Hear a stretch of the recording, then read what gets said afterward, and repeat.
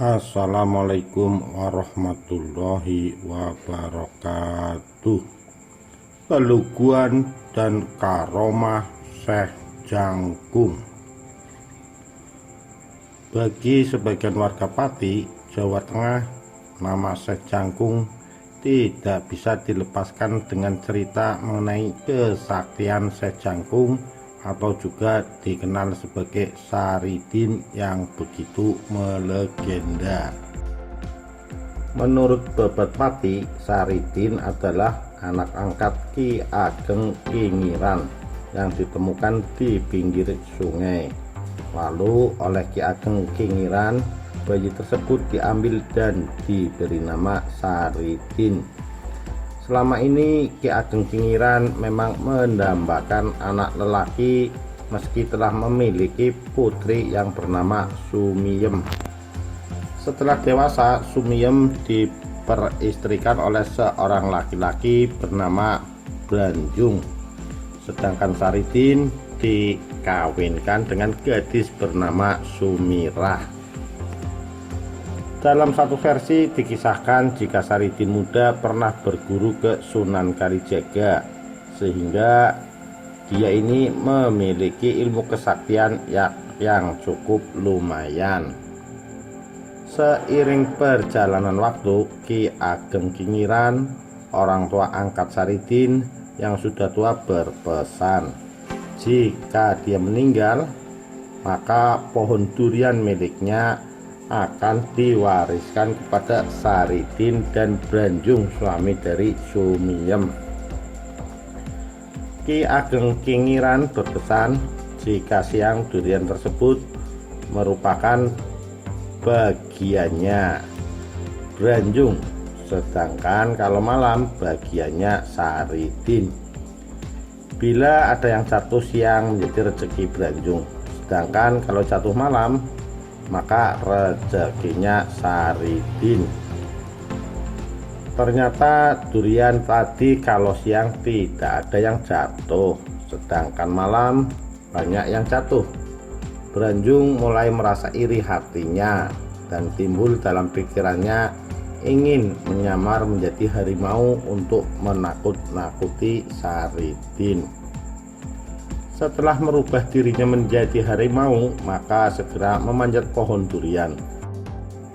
Saridin tahu kalau ada harimau di pohon, lalu dia segera menombak harimau itu, kena dan mati. Setelah harimau mati, berubah lagi menjadi manusia. Oleh petinggi Pati, Saridin didakwa telah melakukan pembunuhan sehingga harus dijatuhi hukuman. Kemudian Saridin dipenjara oleh penguasa Pati. Sebelum dipenjara, Saridin bertanya, apakah boleh pulang jika kangen anak dan istrinya? Petugas menjawab, boleh, asal bisa, dan terbukti beberapa kali Saridin bisa pulang, keluar dari penjara di malam hari dan kembali lagi esok harinya. Hal ini tentunya membuat penguasa Pati jengkel, lalu Saridin dikenai hukuman gantung. Tapi saat digantung, para petugas tidak mampu menarik talinya karena terlalu berat. Saridin menawarkan ikut membantu. Dijawab oleh Adipati, boleh asal bisa, dan karena izin itu Saridin lepas dari talinya lalu ikut menarik tali gantungan. Adipati semakin murka dan menyuruh membunuh Saridin saat itu juga. Lalu Saridin memutuskan melarikan diri dan berguru pada Sunan Kudus. Di sini Saridin tidak berhenti menunjukkan kesaktiannya, malah semakin menonjol. Saat disuruh bersahadat oleh Sunan Kudus, para santri lain memandang remeh pada Saridin. Apa mungkin dia bisa mengucapkannya dengan benar? Tapi yang terjadi sungguh di luar dugaan semua orang. Saridin justru lari memanjat pohon kelapa yang sangat tinggi dan tanpa ragu terjun dari atasnya. Sampai di tanah dia tidak apa-apa. Semua pada heran pada apa yang terjadi. Sunan Kudus menjelaskan bahwa Saridin bukan cuma mengucapkan syahadat, tapi seluruh dirinya bersahadat, menyerahkan seluruh keselamatan dirinya pada kekuasaan tertinggi. Kalau sekedar mengucapkan kalimat syahadat, anak kecil juga bisa. Namun Saridin masih tetap dilecehkan oleh para santri. Saat ada kegiatan mengisi bak air untuk wudhu, Saridin bukannya diberi ember, malah diberi keranjang. Tapi dengan keranjang itu pula Saridin bisa mengisi penuh bak air. Saat Saridin mengatakan bahwa semua air ada ikannya, tidak ada yang percaya. Akhirnya dibuktikan, mulai dari comberan, air kendi, sampai air kelapa. Ketika semua ditunjukkan di depan Saridin, semua ada ikannya. Karena Saridin terlalu jumawa dan pamer kelebihan, sehingga dia akhirnya diusir Sunan Kudus, harus keluar dari tanah Kudus. Singkat cerita, Saridin lalu bertemu dengan Sunan Kalijaga, gurunya terdahulu. Kemudian Saridin diperintahkan untuk bertapa di lautan dengan hanya dibekali 2 buah kelapa sebagai pelampung. Tidak boleh makan kalau tidak ada makanan yang datang, dan tidak boleh minum kalau tidak ada air yang turun. Setelah berhari-hari bertapa di laut dan hanyut terbawa ombak, akhirnya dia terdampar di salah satu kerajaan di Pulau Sumatera yang belum masuk dalam kekuasaan Kerajaan Mataram. Raja tersebut menganggap remeh Sultan Agung. Saridin menyela omongan raja tersebut. Dia merasa terpanggil sebagai seorang yang sama-sama dari tanah Jawa. Dia mengaku sebagai hamba Mataram yang mau menguji kesaktian dengan sang raja. Aku bisa menghitung kekuatan pasukan kerajaan ini yang patut gelar di alun-alun kerajaan, kata Saridin. Ribuan pasukan itu telah siap siaga untuk melawan Sultan Agung Mataram. Ya, coba kalau bisa kamu menghitung ribuan pasukanku dengan tepat, aku akan mengaku kalah sama kamu, Saridin. Lalu Saridin melesat dengan cepat ke atas, berlari dari ujung ke ujung tombak yang mengacung langit. Semua dihitung dengan cepat seperti kilat. Dia kemudian berada di hadapan raja dengan menebak jumlah pasukan yang berbaris. Raja itu pun tertunduk, bergetar dan ciut nyalinya menghadapi kesaktian Saridin. Seketika itu raja takluk di hadapan Saridin, namun dia tidak menerima sembah bakti. Saridin menyarankan untuk tunduk kepada Sultan Agung saja, sebab Saridin adalah salah satu hamba dari Mataram. Dengan demikian raja tersebut tunduk takluk kepada Sultan Agung tanpa perlawanan sama sekali. Selain sakti mandraguna, Saridin juga dikenal sebagai ahli berdakwah agama Islam, beramal ibadah, membantu kaum duafa dan para fakir miskin. Ketenaran Saridin sampai ke wilayah Mataram. Kehebatan Secangkung akhirnya sampai di telinga Sultan Agung Raja Mataram. Sultan Agung sedang bingung karena warga di Alas Roban mengadu karena saat ini banyak warga yang menderita karena Ki Jati. Penguasa Alas Roban sangat kejam dan banyak membunuh warga yang akan membuka ladang di daerah itu. Ki Jati adalah orang yang sangat sakti yang bisa berubah menjadi siluman ular yang sangat ganas.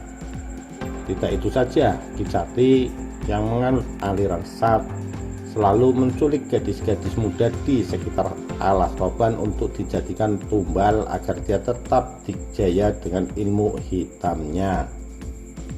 Sultan Agung lalu minta tolong pada Sejangkung untuk menumpasnya. Sejangkung lalu mendatangi Ki Jati. Terjadilah pertarungan hebat antara Sejangkung dengan Ki Jati. Ki Jati kalah dan Sejangkung minta agar Ki Jati berjanji akan meninggalkan Alas Roban. Namun Ki Jati masih menyimpan dendam pada Sejangkung. Atas jasanya menumpas penguasa Alas Roban, Sejangkung mendapat hadiah dari penguasa Mataram, Sultan Agung, untuk mempersunting kakak perempuannya Retno Jinoli. Saat Sejangkung berbahagia akan melaksanakan pernikahannya, Ki Jati yang masih dendam raganya masuk ke dalam Retno Jinoli. Sejangkung kini harus berhadapan dengan siluman ular Alas Roban yang merasuk ke dalam diri Retno Jinoli. Dengan sungguh-sungguh Sejangkung meruqyah calon istrinya. Istrinya Sejangkung sembuh dan siluman ular yang masuk ke rangga Retno Jinoli keluar. Sejangkung marah hingga akhirnya dapat membunuh Ki Jati. Wanita terah Keraton Mataram itu lalu menjadi istri sah Sejangkung dan diboyong ke Miyono. Ketika usia Sejangkung mendekati senja, dia memilih hidup sebagai petani dengan membuka perkampungan baru di kawasan Pati, Jawa Tengah. Dalam perjalanan mencari perkampungan sampailah dia di Desa Lose. Di sini dia bertemu dengan 7 orang yang sedang memperbaiki atap sebuah rumah. Dari sinilah Sejangkung ingin membuktikan kebaikan perilaku ke-7 orang tersebut. Lantas dia mengalihkan perhatian mereka dengan bertanya apakah ada warga sekitar yang akan menjual kerbau. Maksud Syekh, jika ada maka dia ingin membeli 2 ekor dengan alasan untuk keperluan membajak sawah. Ke-7 orang melihat takkan Sejangkung yang compang-camping tidak mengindahkan pertanyaan tersebut, malah menghinanya dengan jawaban yang menyakitkan. Mereka mengatakan di desanya tidak akan ada orang menjual kerbau padanya. Namun bila mau dia akan diberi kerbau yang sudah mati. Di luar perkiraan ke-7 orang itu, Sejangkung menerima tawaran mereka. Lalu berangkatlah mereka bersama menuju tempat kerbau mati. Sejangkung lantas menatap seonggok kerbau yang sudah tidak bergerak itu. Badannya sangat besar dengan tanduk yang sudah melengkung. Melihat kerbau itu, Sejangkung lantas sholat dan meminta kepada Allah agar kerbau itu dihidupkan kembali. Sekarang bangunlah, ujar Sejangkung sambil mengelus-elus tanduk kerbau itu. Aneh bin ajaib, tiba-tiba kerbau itu mengibaskan ekornya, menandakan dia hidup kembali. Tahu kejadian ajaib itu serta-merta ke-7 orang yang semula meremehkan diri Sejangkung langsung bersujud untuk menyampaikan permintaan maafnya. Sejak itu Sejangkung membuka perkampungan di tempat ke-7 orang tersebut yang lantas dikenal dengan nama Desa Landoh, Kecamatan Kayen Pati. Sebelum meninggal dunia, Sejangkung berpesan agar kelak kerbau itu disembelih dan dibagikan kepada seluruh penduduk. Tapi ketika dia meninggal dunia, kerbau itu menghilang dan baru muncul pada hari ke-40. Oleh anaknya, kerbau itu disembelih dan dibagikan kepada penduduk Landoh. Sementara itu, kulitnya disimpan dengan rapi. Suatu ketika, ada seorang pedagang yang kehilangan sabuk pengikat barang dagangan. Dia mengadu kepada Tirto Kusumo, anak Sejangkung, yang akhirnya memberikan tulang kerbau peninggalan ayahnya. Namun di pinggir kampung, sapi yang mengenakan tulang kerbau itu mengamuk. Tak seorang pun yang berhasil membunuhnya. Anehnya sapi itu tiba-tiba menjadi kebal terhadap senjata.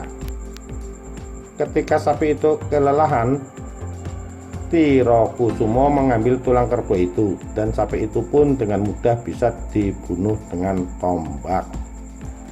Dari kejadian tersebut, akhirnya masyarakat yakin jika tulang kerbau Landoh adalah jimat sakti untuk kekebalan. Tirtokusumo kemudian membagikan tulang-tulang itu dalam ukuran kecil kepada penduduk desa Landoh termasuk Sultan Agung. Demikian kisah Syekh Jangkung, semoga bermanfaat. Terima kasih. Wassalamualaikum warahmatullahi wabarakatuh.